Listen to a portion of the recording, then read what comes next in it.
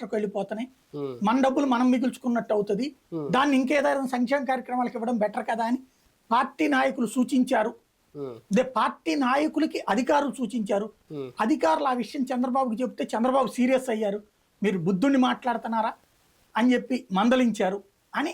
ఆ తర్వాతన ఇంకొక 3వ నెలలోనో 4వ నెలలోనో బాబు గారి దగ్గర అధికారులే ఓపెన్ అయిపోయారు. ఇక ఇట్లయితే మనం ఏం చేయలేము, ఎన్ని కేసులు పెట్టినా సామాన్యులనే ఇబ్బంది పెట్టినట్టు అవుతుంది, అందుకని చెప్పేసి అది పేదలే అవుతున్నారు తాగేవాళ్ళు కూడా, అందుకని చెప్పేసి వాళ్ళు ఫీల్ అవుతున్నారు, దీనివల్ల ఎవరికి ప్రయోజనం లేదు, రాష్ట్రానికి కానీ ఇది కానీ పక్క రాష్ట్రాలు ప్రయోజనం పొందుతున్నారంటూ కొంతమంది అధికారులు నిజాయితీగా నిర్మోహమాటంగా చెప్పేటప్పటికి స్పందించిన చంద్రబాబు సరే నేను దీనికి ఒక ప్రణాళిక ఆలోచిస్తానని చెప్పారు అని రాసి 6వ నెలలో నిషేధం ఎత్తేస్తున్నట్టు రాశారు. ఇదంతా ఈనాడులో మద్య నిషేధం అప్పుడు చూసా నేను, మద్య నిషేధం ఎత్తేసేటప్పుడు సూత్రము చూసా. సేమ్ రేపు పొద్దున ఇక్కడ అదే జరుగుతుంది.